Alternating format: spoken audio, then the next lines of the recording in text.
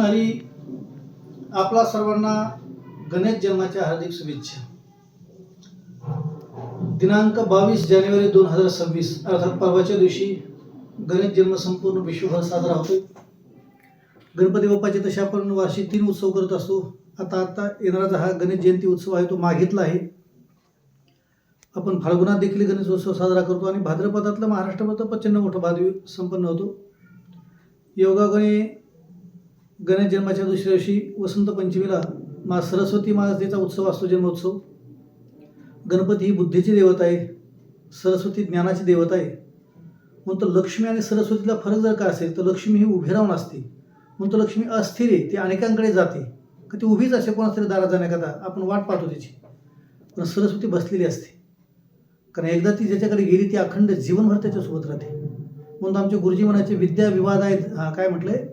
न चोर हर्यम न च राज हर्यम न भ्रातु भाज्यम न च भारकारी वये कृत्य वृद्धते नित्य एवं विद्या धनम सर्व धनम प्रधानम. कारण त्याचं हरण होत नाही, त्याला पेनाल्टी नाही, हो, त्याचा भाऊ वाटा मागत नाही, त्याच्यावरती टॅक्स लागत नाही, कारण विद्या ही सर्वश्रेष्ठ धन आहे. म्हणून आपल्या स्वतःच्या मुलाला शाळेत घालत असताना सरस्वती पूजन करून शाळेत टाकावं. योगायोगाची घटना चांगली आहे की येणाऱ्या परवाच्या दिवशी, आता 13व्या दिवशी 23 तारखेला सरस्वती पूजन करताना आपल्या घरामध्ये फोटो ठेवा.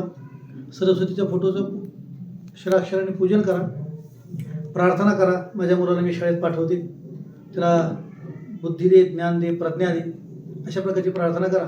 गणपती बाप्पांना प्रार्थना करा तुम्ही विघ्नहर्ता आहेस. शिवाय गणपती मूर्ती करत असताना आमच्या ज्योतिषशास्त्रानुसार आमचे सर पंडित सर नेहमी सांगत असतात की ज्या व्यक्तीच्या जीवनामध्ये मंगळाचा काही प्रॉब्लेम झाला त्या व्यक्तीनं मंगळ ग्रहाला खुश करण्याकरता पहिली गणपतीची उपासना करावी लागते. अर्थातच म्हणतो आपण मंगळाचं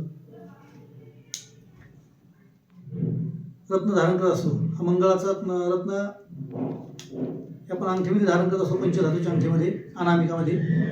मंगळाचं पवळ धारण करण्याकरता महिला कधी कधी गणपतीचा फोटो देखील गळ्यामध्ये घालतात. तो आमच्याकडे उपलब्ध आहे, आपल्याला पाहिजे असेल तर. याकरता सांगून गेलो की मंगळ पॉवरफुल असला की माणसं नेता बनतात, निधर.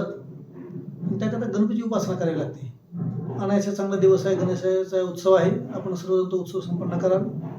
आपण सर्वांच्या रेग्युलर भाषेमध्ये आपण जसं लहान मुला म्हणतो हॅपी बर्थडे, तसं आपण देखील गणपती बाप्पाचं कार्टून येतात ना छोटे छोटे, छोट्या मुलांना गणपती बाप्पाचं आकर्षण असतं. त्यामुळे विघ्नहर्ता गणपती राहते ना म्हटले. आपल्या महाराष्ट्रात आणखी कौतुक आहे, ते अष्टविनायक आहेत. कोकणामध्ये 2 आहेत, महड आणि पाली. आपल्या पुण्यामध्ये 5 आहेत. इकडं ओझर असेल, लेण्याद्री असेल, रांजणगाव असेल, मोरगाव असेल, थेऊर असेल आणि सिद्धटेकचा श्रीगोंद्यामध्ये येतो. अशा अष्टविनायक गणपतीमध्ये आपण सर्वांनी पाहिले.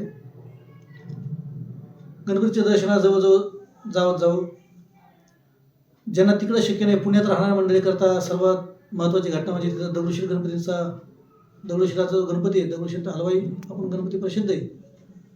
कारण ते शेंद्राची देवता असल्यामुळे ती इतरत्र देवासारखा त्रास होत नाही.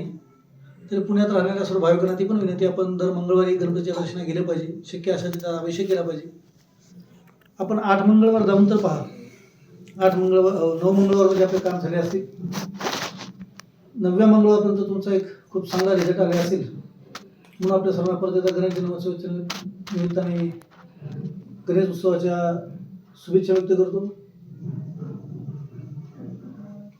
त्याचबरोबर आमचे सहकारी अष्टविनायकच्या ट्रिप पण काढत असतात.